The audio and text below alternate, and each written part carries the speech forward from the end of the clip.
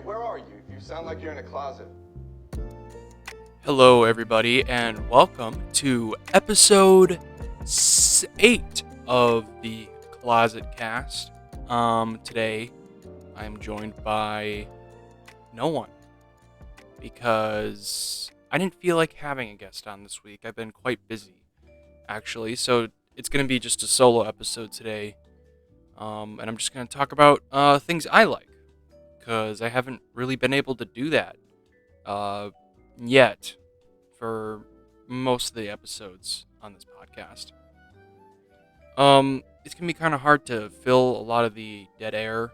I'm filming this on the day that it's supposed to be uploaded because I've been really busy with work and other hobbies that I have and seeing friends.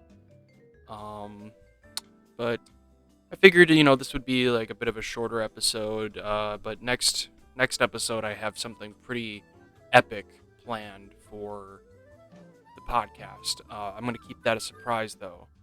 I'm bringing back a guest that a lot of people really enjoyed, and we're going to be doing something pretty fucking cool. So, yeah, why don't we just start talking about, what I've been doing. I've been watching a lot of TV and a lot of movies, so I guess I'll talk about some of that. Hold on. Hold on. Okay, we're good. I've been watching Better Call Saul, and Better Call Saul is easily one of my favorite shows right now. It's got Bob Odenkirk playing Saul, and he's just incredible. But it's also got most of the people that have worked on Breaking Bad, including Vince Gilligan, working on Better Call Saul. And it has incredible writing. I just think that if you really like seeing how a character can get out of really tense situations, I feel like it's a perfect show for you. I won't really elaborate more on that because it's a show that I think you should just go in not really expecting anything at all and then just let it take you for a ride, Because it's really thrilling, especially right now. I just watched the mid-season opening, the mid-season premiere of the second half of season 5, so episode 8 or episode 9 or something like that. Yeah, it's pretty incredible. A lot of great performances, especially Tony Dalton as Lalo. He doesn't really show up until season 2 or 3, but he really just has a hold on the show. He's sort of the main antagonist of the show, which is strange for a show to have a main antagonist show up about halfway through its run. But I think it works for Better Call Saul since the show has a lot of different flavors and tones. I've also been watching quite a lot of horror movies, and I think I'm going to be talking about that quite a lot. I've been watching a lot of movies that I've seen before. One of them being The Descent, which I didn't really like too much on my first watch because I thought it was just kind of mid, kind of average. I wasn't too scared of it when I first saw it. But now that I've grown up and I'm a little more willing to be scared, The Descent is maybe one of my favorite horror movies ever. It's got an all-female cast, and it's got a lot of scares and a lot of cave dwelling. Now, this is the thing with The Descent. It's got like almost every single fear that I have just like rolled up into one. I'm terrified of tight spaces, claustrophobia, which is ironic that I do a podcast in a closet. I also, I hate the dark. I hate caves. I hate monsters. I hate women. That's a joke. And I hate broken legs, which there is that in the movie, and I could not watch that scene. and I hate heights. And all these things are in the movie, and they are extremely well presented, especially the cave stuff. Since it's just like a bunch of sets, like I think it said it was like 26 different cave sets that they just kind of like pushed together, and it looks like just like a giant cave. Um, there's some bad green screen. Like there's like one shot in particular where someone is like rappelling down into the cave and it looks terrible. There's also some pretty bad like bats, like fake bats. But other than that, I feel like the movie is like beautiful throughout. It's really dark, like really dark, and a lot of the time the only light that the people have is like really minimal, like headlamps or night vision cameras or whatever, and that really adds to the fear. Um, and I think there's some really good characters as well. Um, there's a lot of diversity amongst the characters and how they act. There's the main character, who I believe is named Sarah, and she. Oop, just dropped my phone. Hold on. The main character's name is Sarah, and she um, goes through a pretty tragic event in like the first bit of the movie, and then is sort of coaxed into doing this cave, uh, this cave exploring shit with her friends, and it's sort of a journey for her, and it's really interesting to see her change from beginning to end. She has her friends with her that are sort of like risk takers. There's Holly. There's I can't remember a lot of the other names. Beth. Uh, what is it? There's another one with a J. She's not that good, but they're all pretty great in their own right. They all have a purpose. There's interesting dynamics within the group. I think that with horror movies, it's kind of rare to see like a cast just entirely made up of women. You usually see um, horror movies that have a male protagonist sort of taking charge, or trying to fix things, um, and especially with a movie with a lot of risk takers, um, it's refreshing to see a cast of all women that are all written very well and have different flavors and stuff. Flavors, is that a thing? Is it? Do people say flavor? I've been saying flavors a whole lot. But with the horror genre, it's one of my favorite genres because of its diversity and its casts, and how many different perspectives it brings in on dealing with trauma. So I feel like with the Descent, it has this whole cast of women that uh, aren't there just to be eye candy, which a lot of the case in a lot of cases is the case with women in horror movies. I'm thinking mostly of like the Friday the 13th movies, especially Part Five, where women are cast just based on how they look or whatever. Which, good for them. They're getting money, they're getting paid, and I'm sure a lot of the people that are cast in those roles don't mind it. But again, it's all some people want to see well written characters in horror movies that um, are not just straight white men. So yeah, that's kind of my 2 cents on it. I don't really want to go into it too much since I'm not an expert on it. I feel like um, I think about this stuff kind of a lot now when I watch movies because I've seen quite a lot of movies, and uh, there's so many of the same things in every movie. It's usually like with film bros, there's always like the three movies that every film bro will talk about, and they all have like a nihilistic white dude as like the main character, and it's getting old. And I've seen so many of those kind of movies, and I'm sick of them because, one, I'm not nihilistic. I don't really care for that. I think I'm extremely optimistic. I try to have like a good outlook on future events. Um, and I think horror movies often promote that, even though they are terrifying. They offer a bit of hope because the endings usually have um, positive outcomes. I think a good example of that would be Scream, the entire Scream franchise. That whole franchise is based on trauma, especially with Sydney Prescott, the main character in almost all of the movies, besides the newest one. Um, she has a lot of baggage from her mom being brutally killed, uh, so she doesn't really have um, a mother figure in the first Scream movie.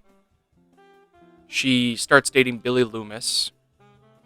She trusts him a lot, enough to have sex with him, and immediately afterwards, you kind of find out that he's a terrible person.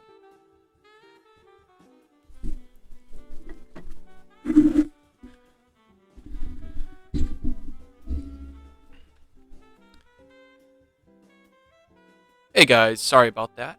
I was talking to my father.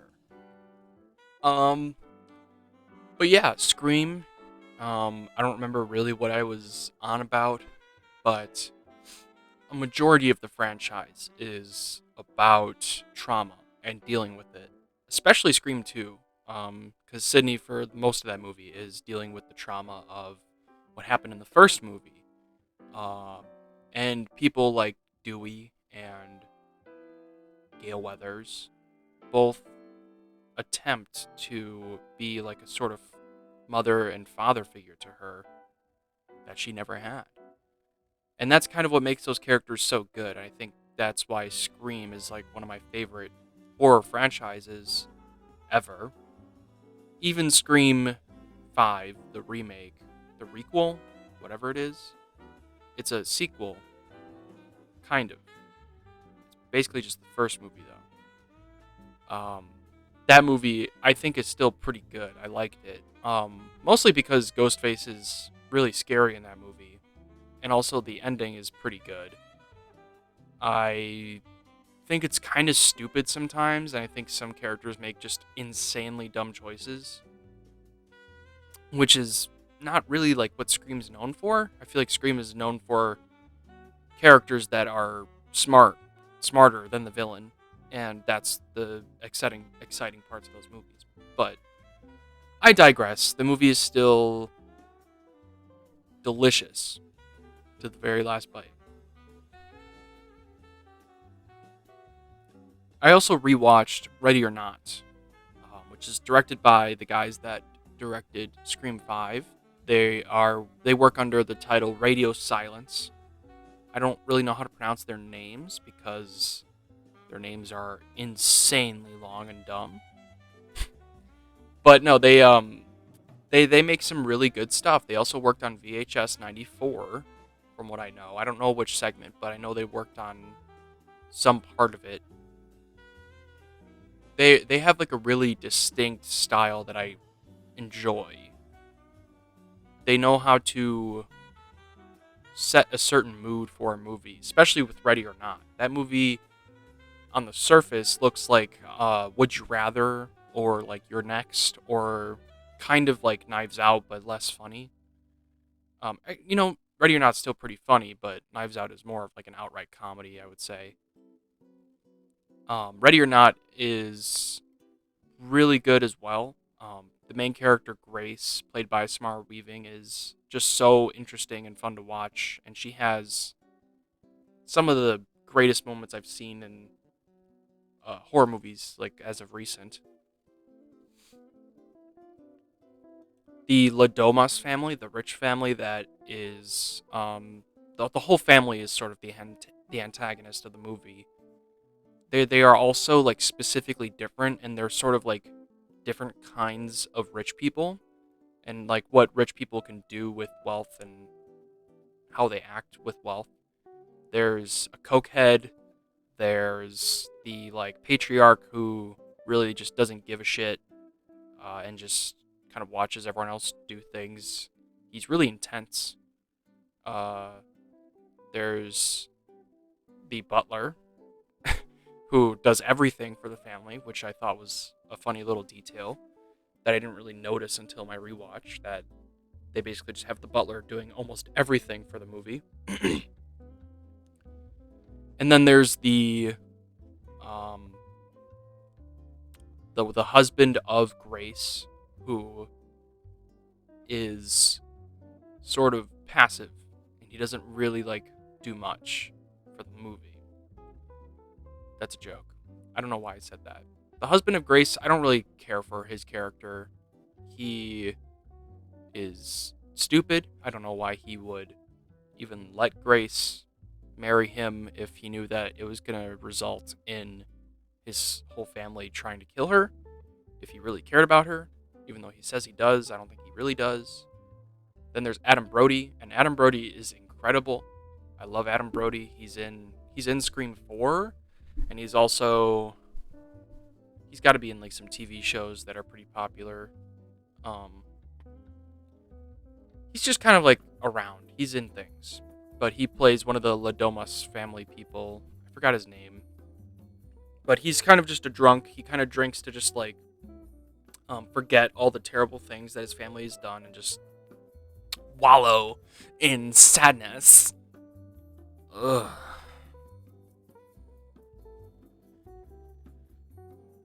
But yeah, I mean he's a G, Adam Brody. Ready or Not, pretty good movie.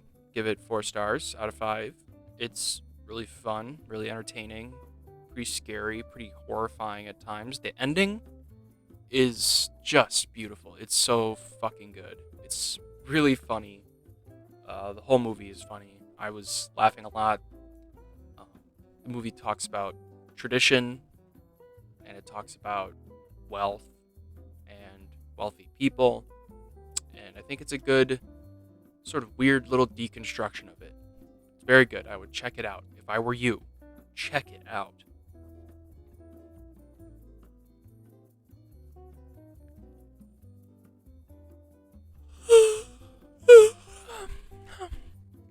I've also been playing a lot of video games, because that's kind of just like what I do. I've been playing Minecraft a lot. Minecraft is incredibly relaxing. I love Minecraft. It's got some good music. This new update is pretty cool. So I've been playing around with that with my friend Louisa. We have like a little realm together, and we have cheats on because I don't really like dying and losing all my shit. But other than that, we play pretty vanilla. I love my favorite thing to do in Minecraft, honestly, is just build. I'm not big on like mining or using potions or like whatever. I like building and I like exploring. Those are like the two coolest things to do in my opinion. I like just like finding like a random thing that I've never seen before that is like randomly generated in the middle of the woods. It's crazy how good Minecraft is. I feel like it might be like the best game ever made because you can do pretty much whatever you want. And there's so many mods. It's one of those games that is probably going to be supported until the very end because people of all ages play that game. It's really incredible. And it's hard to find people that dislike the game. And I think if people dislike the game, they're probably just cynical and disgusting. I think, what else am I playing? Let's see. Hades. Hades is incredible. I'm a big fan of like roguelike games. Roguelite? Roguelike? Is it roguelike or roguelite? It's one of those two. But it's like that kind of game. Sort of like Binding of Isaac. Sort of like Enter the Gungeon. They all, those are all really great games, but I think Hades takes the cake for my favorite of those kind of games. Because it has incredible combat. It feels like every time I go through a run, I'm gaining a little bit more knowledge and like a little bit more, items and things to help me on my next run. All the characters are really great. All the story is really great, which I'm also not going to get into. Um, but you kind of go in expecting that it's just going to be one thing and then it's another thing. The boss fights are incredibly hard, but not too hard. Um, it's like it's hard enough where you feel like if you just did it again, you feel like you could get it. It's the same kind of Cuphead mentality where you are learning every time you play. It's really great. It's really well designed. I feel like the main difference with Hades and something like The Binding of Isaac is that Binding of Isaac uh, is has so many items now to the point where it's just dumb luck if you're gonna win or not, and it's kind of like gambling, and the game kind of knows that it's gambling because there's even like slot machines and stuff. But I don't know. I feel like Binding of Isaac is like a really slow game compared to Hades. It feels kind of clunky now. I feel like if they did Binding of Isaac and maybe like just beefed it up a little bit, maybe got rid of like some of the stupid items that don't really do anything, I feel like I would like the game a lot more. That's just me though. I know a lot of people like The Binding of Isaac. I think it's a great game still. It's probably the game I've played most in my entire life. But Hades right now is just so fun. I am loving it. I don't know if I'll finish it because it's really hard, but I'm gonna really try. I'm really, really trying. I've also been playing Returnal, which is another sort of roguelite game. Um, it's a third-person shooter though for like the PlayStation 5. It's anxiety-inducing. It's terrible, and I hate it. It reminds me of Dark Souls, but I'm having so much fun. Speaking of Dark Souls, I've also been playing Elden Ring a little bit here and there. I might start a new playthrough because I kind of just want to go in fresh again now that I know what the game's all about. I haven't finished the game still, and I have like 70 hours into it. It's a hard game. It's not easy at all. And I don't think I'll ever finish it, but it is fun. And exploring the world is just... It has like the best open world maybe ever. It's so good.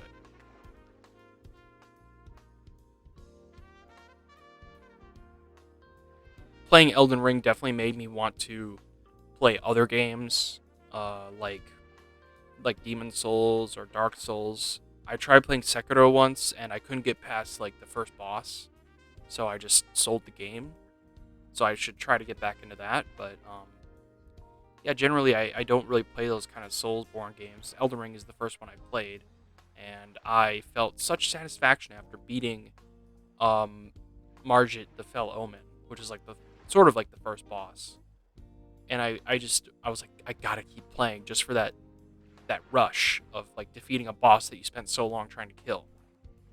Um, the game is incredibly unbalanced though, and there are so many bullshit things in the game that prevent me from playing it again. They don't really tell you which parts of the map are more dangerous than others. I'd say like sometimes they do. Like if you go to Caelid, you're like, oh my god, the sky is red. I should not be here. But there's some areas where you're just like, how was I supposed to know that was going to happen? And then you lose all your runes, and you just lose 12 hours of progress. It feels so terrible, but I love it. I've also been playing the new Lego Star Wars game a little bit, here and there. It's really basic kind of gameplay, but it's also pretty fun. I think it's a good improvement upon the original ones that were on like the Wii. Eddie Burback did a pretty good video on the new Lego Star Wars and the old ones, and I recommend you watch them both because they kind of sum up how I feel about them. Not entirely, but a good amount. But I think that's like all the games I've played. Yeah, I mean, I think that I'm going to end this soon since it's just been like, it's going to be like 30 minutes of me rambling, and I don't really think many people are going to watch that or really enjoy it, quite frankly. And also, I'm quite tired, and I want to put this up as soon as possible. It's probably going to be up a little later.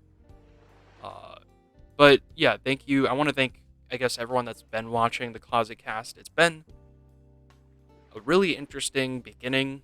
I am committed to hitting at least 100 episodes, which sounds crazy, but to me, it only makes sense. I really want to commit to this. It's something that I really enjoy doing. I don't know if it'll always be in this closet specifically, and I don't know if it'll always be in a closet, but it will always be the Closet Cast, no matter what. I look to change the layout and the structure of these episodes in the future, but we'll come to that when it comes. We'll come to that when it comes? Yeah, we'll come to that when it comes. But for now, it is what it is. Um, Again, like I said, very special episode coming next week. It'll be a one of a kind, in my opinion. I think it's going to be pretty awesome. Haven't recorded it yet, but it'll be good. The week after next week, I don't think there will be a podcast episode because I'm going to be on vacation.